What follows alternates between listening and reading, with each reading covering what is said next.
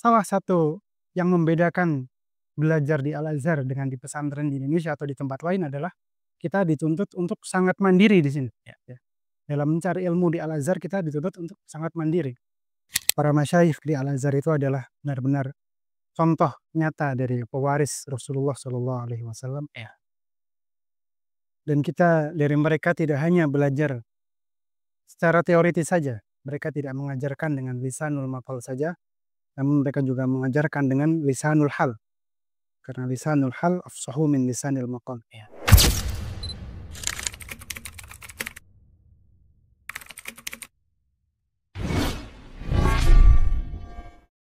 Assalamualaikum kawan hiwar. Senang sekali saya Gibran Syanasution bisa menjumpai kawan hiwar kembali dalam program podcast Mesisirpedia.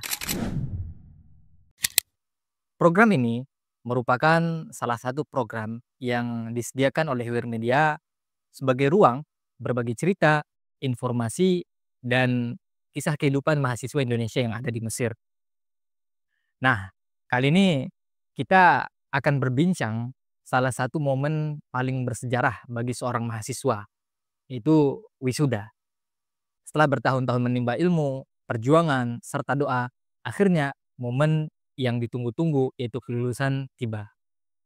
Tapi pertanyaan besar yang datang setelah itu adalah, habis wisuda mau ngapain?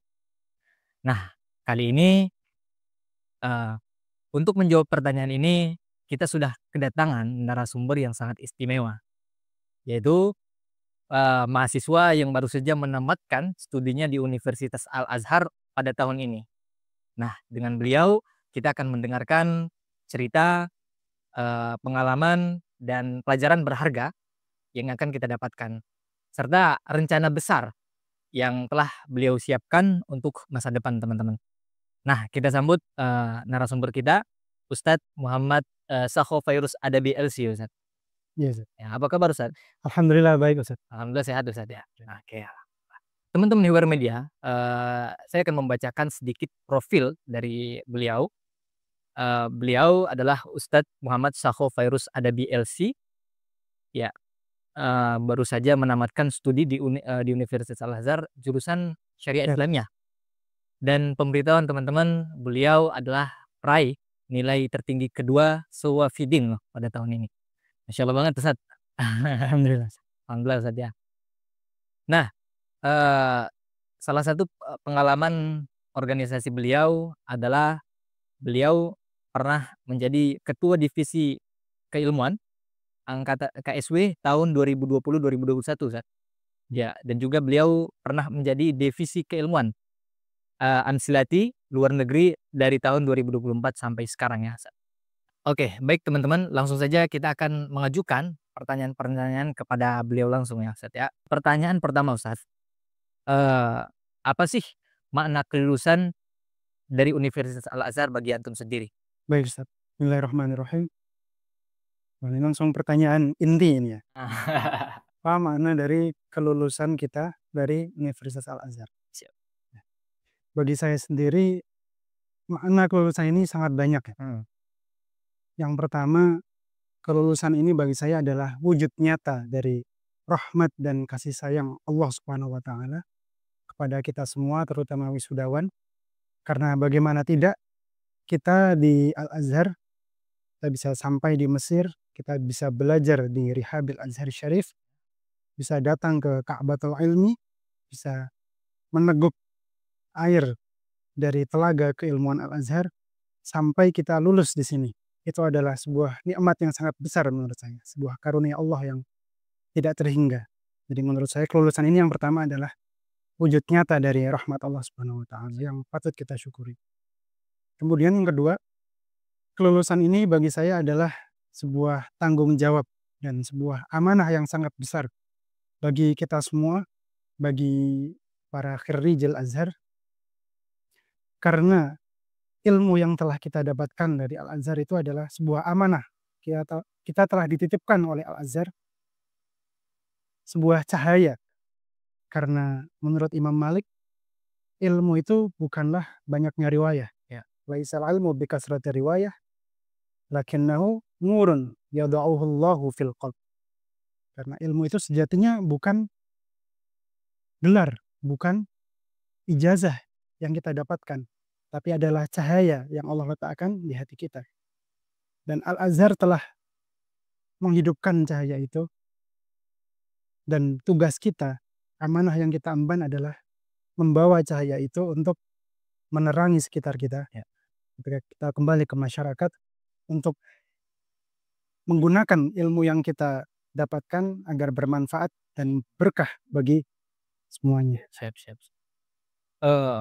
Berarti yang pertama tadi, makna kelulusan, menurut pandangan Ustadz itu yang pertama adalah wujud nyata karunia Allah, kemudian yang kedua adalah tanggung jawab dan amanah Ustadz ya. Ya.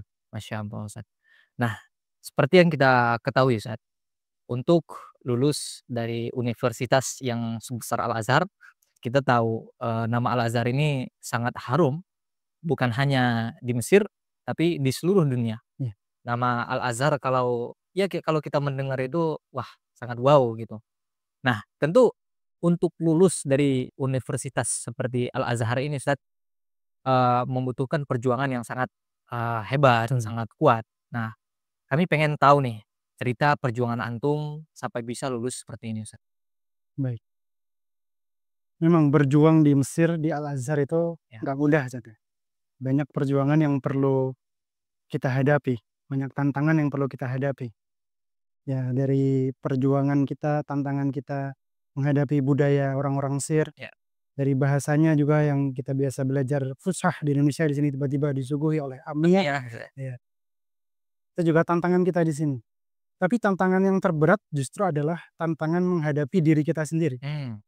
Kenapa? Karena salah satu yang membedakan belajar di Al-Azhar dengan di pesantren di Indonesia atau di tempat lain adalah kita dituntut untuk sangat mandiri di sini. Ya. Ya. Dalam mencari ilmu di Al-Azhar kita dituntut untuk sangat mandiri. Karena seperti yang kita tahu ya, kita di sini tidak ada yang menyuruh kita untuk belajar. Ya. Kuliah pun tidak ada absen. Kita mau datang talaki, mau mengaji dengan siapa, tidak ada yang menuntut kita. Iya. Di sini kita dituntut untuk mandiri. Kita ini seperti peladang ilmu, kita gali sendiri, kita tanam sendiri, kita siram sendiri, kita ambil sendiri gitu. Tergantung diri pribadi. Tergantung diri pribadi ya. Makanya perjuangan paling berat ya melawan diri sendiri di sini. Karena kita dituntut untuk mandiri. Ya, karena sehari-hari kita dituntut untuk memilih. Ada setiap hari atau ada pilihan kita. Apakah kita hari ini mau tidur atau mau berangkat kuliah? Kita mau main game atau mau ngaji dengan masyayikh, Ya. itu adalah pilihan kita setiap hari. Ya, benar. Nah, kita dituntut untuk memilih itu setiap hari Heeh. dengan kesadaran diri sendiri, perjuangan kita melawan diri sendiri. Ya. Itu menurut saya adalah perjuangan terberat di sini. Nah, jika kita bisa sukses di situ, karena ini memang jihadul akbar, ya, jihad melawan hawa nafsu, itu insya Allah kita bisa sukses juga di Mesir. Kita bisa memilih pilihan-pilihan yang tidak akan kita sesali nanti. Ya.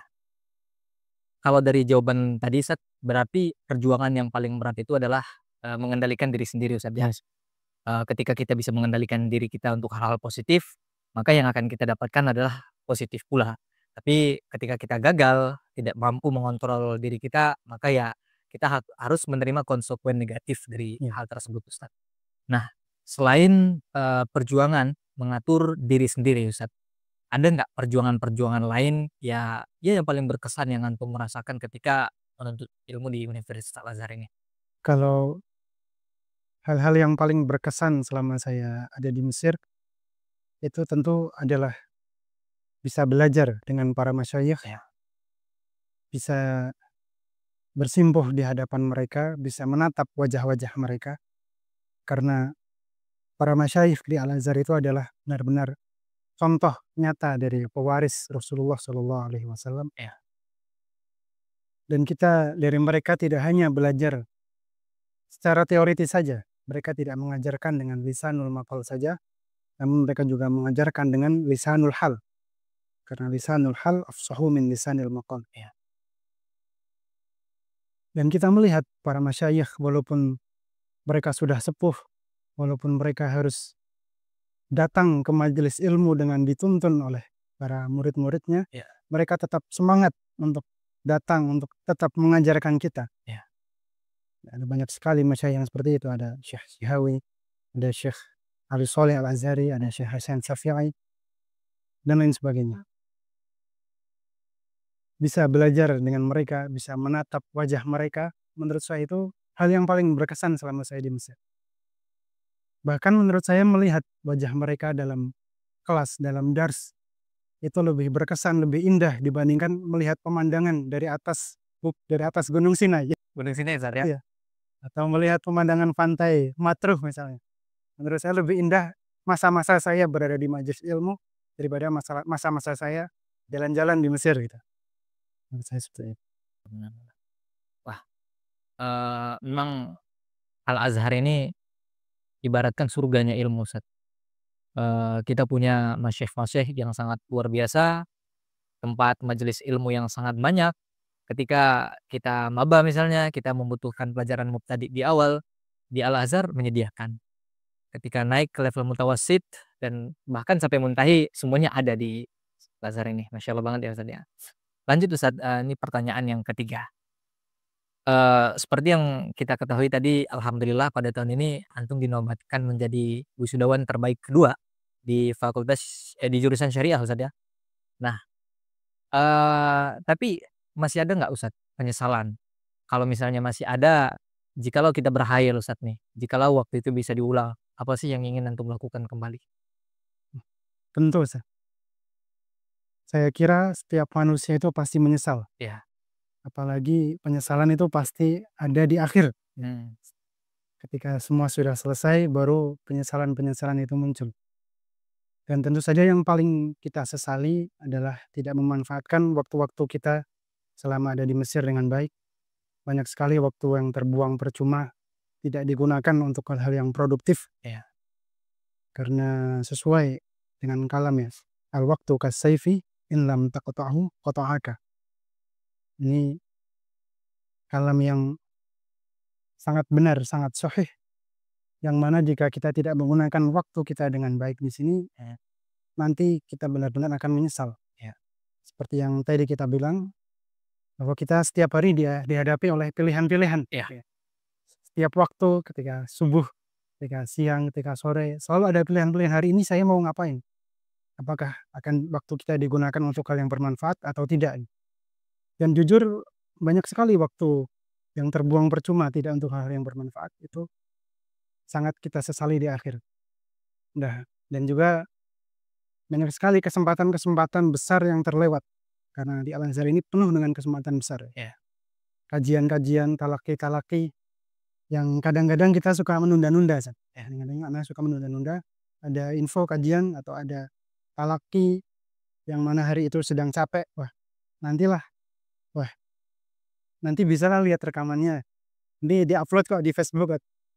Atau nanti kayaknya kitab ini kitab masyhur paling nanti diajarkan lagi gitu. Kadang kita tunda-tunda kesempatan-kesempatan itu sampai akhirnya loh tiba-tiba sudah lulus saja. Kita dulu merasa waktu kayaknya masih panjang di sini. Tiba-tiba udah selesai saja gitu. Perasaan baru datang gitu Iya. ya, ternyata udah mau lulus. Nah, banyak kesempatan-kesempatan itu yang sekarang sudah hilang. Bisa kita nggak bisa kembali lagi. Nah, kalau saya bisa kembali lagi ya pasti ingin untuk lebih Produktif lagi. memanfaatkan waktu-waktu kita di sini. Ya, ya. Wah, Masya Allah banget Ustaz. Sekelas antum aja kalau seandainya bisa mengulang kembali ingin lebih produktif. Apalagi seperti kami, ini tamparan keras juga bagi saya pribadi, bagi teman-teman penonton Hiwar Media juga, untuk kita senantiasa memanfaatkan kesempatan itu. Karena, teman-teman kita kalau S1 cuman 4 tahun, dan itu berlalu dengan sangat cepat Ustaz ya, itu nggak bakalan kerasa. Jadi mari teman-teman kita untuk memanfaatkan waktu dengan sebaik-baiknya. Baik Ustaz, eee, masuk ke pertanyaan selanjutnya. Nah, antum kan sekarang udah lulus nih, ya alhamdulillah. Eee, kalau boleh tahu, rencana antum ke depan mau gimana nih? Apakah mau pulang ke Indonesia, atau mau lanjut S2 di sini, atau bagaimana Ustaz? Baik, Ustaz. Rencana ke depan mungkin untuk saat ini Ustaz ya. Ya. Ya jujur saja insya Allah saya akan alatul Ustaz. Oh, alah tulis. Saya tidak melanjutkan S2 di Mesir, mungkin melanjutkan S2 di tempat lain. Ya, sedikit teman-teman, alatul ini pulang ke Indo maksudnya? Kayaknya. Siap. Ya. Karena saya juga memiliki tanggung jawab untuk mengabdi di Indonesia. Ya. Karena saya juga salah satu penerima beasiswa dari Aziz Asfad Aziz yang Akbar. menuntut kita untuk mengabdi dulu gitu. Ya. Dan mungkin setelah kita pulang ke Indonesia sebentar, kita belajar untuk mengajar, belajar untuk mengabdi, melihat kondisi masyarakat kita sekarang, melihat bagaimana nanti kita ke depannya. Insya Allah kita akan melanjutkan pendidikan kita setelahnya, melanjutkan S2 lagi. Ya. Karena LC itu bukan akhir ya, Zan. Ya. Karena lulus dari Al-Azhar ini hanya akhir dari season 1 misalnya. Season 1. Iya. Masih ada lanjutannya season 2, season 3 itu kita baru mulai lagi yang lain. Ya. Nah, ke depannya ya insya Allah kita berusaha untuk mengamalkan apa yang kita dapatkan di sini. Ya. Karena belajar itu hanya satu tahap dari kehidupan kita. Karena setelah kita selesai belajar, selesai S1, selesai S2, mungkin setelah selesai S3 juga, setelah itu baru kehidupan part 2-nya yang lebih utama, yaitu mengamalkan ilmu kita. Karena sekarang dunia sudah sering kebalik, Ustaz. Banyak yang tidak punya ilmu tapi berusaha untuk mengajar atau berbicara tanpa ilmu. Tapi banyak juga yang ilmunya luas tapi diam saja. Iya, misalnya. Ya, menurut saya maksudnya kami sebagai alumni Al-Azhar itu sepatutnya untuk mengajarkan apa yang kita dapatkan di sini. Baik, Ustaz. Berarti selesai ini insya Allah pulang dulu ke Indo Untuk untuk mengabdi di pondok, Ustaz ya. Setelah itu baru memikirkan untuk lanjut S2 mana. Nah, itu belum dipikirkan, Ustaz? Kalau itu insya Allah apa yang diberikan jalan oleh Allah lah. Yang mudah. Ya, kalau saya sendiri ya mungkin nanti akan daftar di beberapa tempat di dalam maupun luar negeri. Ya, nanti kira-kira yang jalannya mudah yang mana insya Allah kita masuk. Siap. Masuk ke pertanyaan berikutnya, Ustaz. Nah, sebagai alumni Al-Azhar yang kita akan pulang ke Indonesia untuk nantinya, Ustaz. Nah, ketika kita ingin berkarir di Indonesia nantinya, apa sih modal yang paling penting yang harus kita miliki, Ustaz? Modal untuk berkarir di Indonesia. Ya. Tentu modal pertama kita sebagai alumni Al-Azhar tentu adalah pemahaman ilmu agama kita, kefaqihan kita. Apalagi kalau kita memiliki spesialisasi ya, dalam salah satu bidang ilmu yang kita pelajari, itu sangat bermanfaat sebagai modal kita untuk berkarir di Indonesia nanti insya Allah. Kemudian selain modal ilmu agama itu, kita juga harus memiliki modal bagaimana kita bisa menyampaikan ilmu tersebut dengan baik, dengan mudah dipahami kepada masyarakat. Masyarakat luas ya. Kepada masyarakat. Itu juga modal yang sangat penting yang harus kita miliki. Ya. Kemudian kita juga perlu mengetahui bagaimana keadaan masyarakat lokal kita berada di mana gitu. Jadi kita perlu tahu nih, di tempat kita ini butuhnya apa. Ya. Kita harus sesuaikan ilmu apa yang dibutuhkan untuk diajarkan kepada mereka. Dan juga kita harus menyesuaikan juga cara menyampaikannya tadi. Ya. Agar bisa diterima, diserap dengan masyarakat. Karena tentu tiap daerah cara penyampaiannya berbeda. Iya. Bahkan sekarang pun kadang tidak lokal saja. Kadang sekarang dunia sudah menyempit dengan adanya digital. Benar. Kadang yang kita sampaikan di kampung kita beda. Sekarang juga yang kita sampaikan di dunia maya pun beda. Yang dibutuhkan oleh setiap tempat itu berbeda. Ya. Seperti itu. Oke. Jadi harus beradaptasi. Ya, beradaptasi saja. Jadi ketika kita pulang ke Indonesia, kita harus siap memahami masyarakat, Ustaz ya. Apa yang dibutuhkan masyarakat, dan tentunya kita harus kembali lagi memperdalami ilmu agama untuk bisa menyampaikannya dengan benar gitu, Ustaz. Baik, Ustaz. Selain keilmuan, apalagi nih keterampilan yang penting untuk dimiliki lulusan dari Universitas Al-Azhar ini? Ya, tentu kita butuh banyak skill ya, Ustaz, untuk bisa menyampaikan ilmu kita dengan baik. Terutama yang pertama tadi itu yaitu skill public speaking, skill Speaking, Ustaz ya? komunikasi. Ya. Bagaimana agar kita bisa menyampaikan apa yang kita pelajari agar bisa bermanfaat kepada orang lain, kita perlu bisa menyampaikannya dengan baik. Ya. Karena inna minal bayani la sihran. Kita perlu menyampaikannya dengan baik dan kita harus belajar sejak dari kita di Mesir. Ya. Kita bisa mulai belajar dengan mencoba mengajarkan apa yang kita pelajari di sini kepada adik-adik kelas kita misalnya. Kita buka bimbel bisa, Ya. atau misal ada kesempatan kita bisa masuk ke rumah-rumah binaan, misalnya di rumah Hiwar ini misalnya, atau di rumah Syariah, rumah Tamhid, di Manhaj Ilmu, kita bisa masuk situ, setelah selesai kita kemudian diajak untuk mengajar, itu kesempatan yang sangat besar, agar kita bisa melatih komunikasi kita. Ya. Kemudian selain itu kita juga perlu modal, sekarang itu ada namanya digital literasi. Digital literasi. Ya, dan juga pelatihan untuk menulis lah. Tapi menulis di sini tidak harus menulis buku. Karena digital tadi, kita juga dituntut tidak harus buku. Karena zaman sekarang itu juga banyak konten-konten yang dibutuhkan masyarakat. Tidak harus seperti Ustadz Nurdin misalnya. Yang aktif menulis buku, kita juga bisa belajar beradaptasi dengan teknologi yang ada di zaman digital ini. Belajar membuat konten, belajar bagaimana membuat podcast, berbicara di dalam podcast. Kita harus siap, bukan? Karena sekarang kebutuhan masyarakat itu mereka mungkin banyak yang tidak bisa hadir di halaqah-halaqah ilmu. Iya. Mereka mengambil ilmu dari media sosial dan sebagainya. Maka kita pun perlu beradaptasi dengan zaman yang ada sekarang ini. Berarti salah satu keterampilan yang mesti kita miliki itu adalah public speaking, Ustadz, ya. Karena kan tentu untuk menyampaikan ilmu kepada masyarakat, kita perlu kemampuan untuk berbicara dengan baik, Ustadz, ya.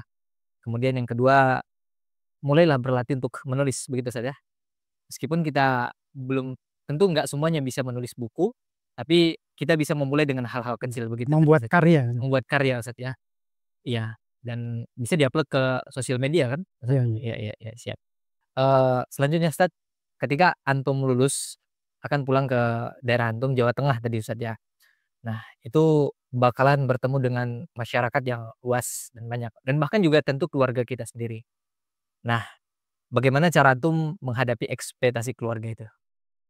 Tentu setiap keluarga, orang tua, Mhm. itu pasti memiliki ekspektasi terhadap anak-anaknya. Ya.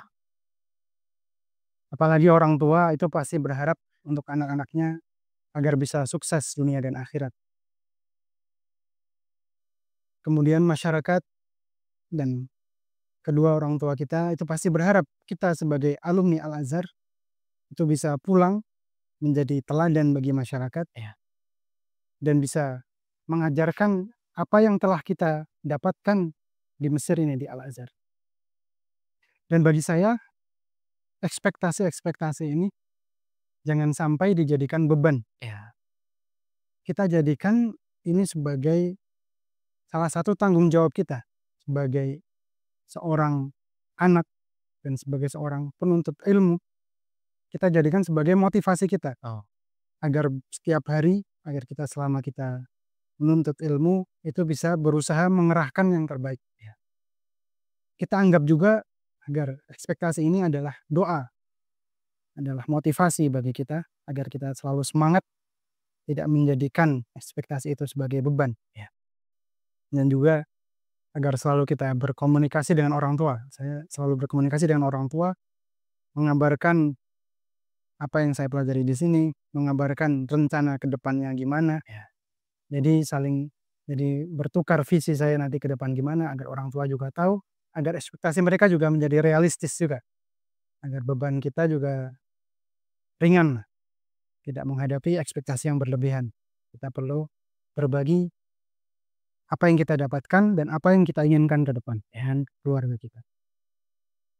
Baik, Ustadz. Berarti jadikan itu sebagai motivasi, Ustadz, ya. Iya. Jangan dijadikan beban. Karena memang kalau kita jadikan beban ya kita jadinya kesusahan saja. Tapi ketika kita menjadikannya motivasi, diri kita terdorong rasanya untuk meraih itulah. Baik, Ustadz. Ini adalah pertanyaan terakhir, Ustadz. Boleh kami dengar pesan dari antum untuk ya mahasiswa-mahasiswa lah yang di sini yang belum lulus untuk kami ke depannya. Jadi pesan untuk teman-teman para mahasiswa yang masih berjuang Ya, di bumi Mesir ini, bumi Kinanah ini di Ustaz. bumi Kinanah ya. Masih berjuang untuk belajar di Al-Azhar Syarif. Pesan kami tentu yang pertama adalah jangan sia-siakan waktu kalian selama ada di Mesir. Karena berada di Mesir ini adalah kesempatan yang sangat luar biasa. Kesempatan besar yang banyak orang di luar sana ingin berada di tempat kalian. Jadi ini adalah kesempatan yang sangat besar, bisa menuntut ilmu, bisa belajar dari para masyayikh yang luar biasa. Kapan lagi kan kita bisa berada di Mesir lagi setelah kita lulus, kita nggak akan bisa mendapatkan kesempatan ini lagi. Maka yang pertama itu tadi, jangan sia-siakan waktu kalian, belajar untuk memanajemen waktu. Manajemen waktu. Pertama, iya. Jadi kalau biasanya saya juga membuat daily planner. Daily planner. Ini juga saran dari saya. Ya. Dan kalau kita hari-hari kita tanpa rencana, biasanya itu berantakan. Nggak jelas ya Nggak jelas gitu. Ya. Jadi mungkin bisa diupdate setiap termin, setiap ada jadwal kuliah terbaru atau setiap sudah libur, Ya. kita buat jadwal harian kita. Pagi mau ngapain, siang mau ngapain, sore mau ngapain, itu kita buat jadwal. Karena kalau tanpa jadwal, kadang kita mengalir sajalah. Kadang kita bangun pagi, tiba-tiba udah malam. Kita nggak ngapa-ngapain hari itu. Itu sering terjadi seperti itu. Nah itu hal-hal yang seperti itu membuat kita menyesal di akhir. Nah, jadi kita harus memaksimalkan waktu kita, memanajemen waktu kita, berjuang, mengeluarkan usaha terbaik kita. Karena kita tidak akan menyesal saat kita mengeluarkan usaha terbaik kita. Iya. Walaupun hasilnya tidak maksimal. Kalau kita sudah mengeluarkan usaha terbaik kita tidak akan menyesal. Tapi penyesalan itu sering datang saat kita tidak mengerahkan segalanya. Iya. Saat kita hanya berusaha seadanya saja. Iya, santai-santai gitu. Santai. Kemudian selain itu, jagalah niat kalian selama ada di Mesir. Jagalah ikhlas kalian. Kita belajar, kita ada di Mesir untuk belajar, untuk menuntut ilmu. Dan yakinilah bahwa belajar kita di Mesir ini adalah ibadah. Bahkan ketika kita datang ke majelis ilmu, kita berangkat kuliah, kita berangkat talaqi, insya Allah sayap-sayap malaikat itu, insya Allah sayap-sayap malaikat itu terhampar untuk kalian para penuntut ilmu. Jadi ketika kita meyakini bahwa belajar kita itu untuk ibadah, insya Allah belajar kita pun mudah. Kita belajar dengan bahagia, dengan motivasi yang tinggi, karena setiap langkah kita, setiap capek kita, setiap bacaan kita, itu bernilai ibadah, bernilai pahala di sisi Allah Subhanahu wa Ta'ala. Jadi mungkin itu, Ustaz. Ya, siap. Yang pertama tadi berarti memanfaatkan waktu dengan sebaik-baiknya Ustaz ya. Dan tentu seperti yang kita ketahui waktu itu singkat, jadi teman-teman kita harus memanfaatkan dengan sebaik-baiknya. Kemudian yang kedua tadi adalah semangat Ustaz ya. Semangat dan memiliki hati yang ikhlas. Semangat dan memiliki hati yang ikhlas. Nah, kemudian yang ketiga adalah tadi memperbaiki niat. Ya, nah, karena niat yang baik, ketika kita mengerjakan sesuatu dengan niat yang baik, maka insya Allah hasilnya pun baik gitu ya. Oke. Masya Allah, terima kasih banget Ustadz cerita, pengalaman, serta inspirasi yang berharga yang sudah antum bagikan kepada kami dari perbincangan kita hari ini. Terima kasih juga, Ustaz. Jadi di sini kami jadi belajar Ustadz bahwa kelulusan itu bukan akhir dari perjalanan, melainkan awal babak baru untuk berkarya dan berkontribusi. Apalagi kita Indonesia juga kadang-kadang ingin meraih Indonesia Emas 2045 Ustadz. Jadi ya, pemuda-pemuda sekarang ya harus berjuang untuk meraih itu. Kemudian apa yang Ustadz sampaikan tentang peluang, tantangan, serta pentingnya memanfaatkan waktu selama studi di Al-Azhar menjadi pengingat untuk kita semua agar kita memanfaatkan waktu dengan sebaik-baiknya teman-teman. Oke, terima kasih Ustadz Sakhofairus. Terima kasih juga Ustaz. Terima kasih antum udah hadir, di acara podcast kita, podcast Hiwar Media, udah berbagi ilmu, pengalaman, dan informasi. Semoga antum sukses selalu, dilancarkan dalam studi, karir, dan segala urusannya, dan diberikan keberkahan dalam setiap perjalanannya, Ustaz. Amin ya rabbal alamin. Dan untuk kawan Hiwar, terima kasih teman-teman sudah menonton sampai akhir. Jangan lupa like, komen, dan juga subscribe. Mohon maaf jika ada kata-kata yang salah. Wassalamualaikum warahmatullahi wabarakatuh.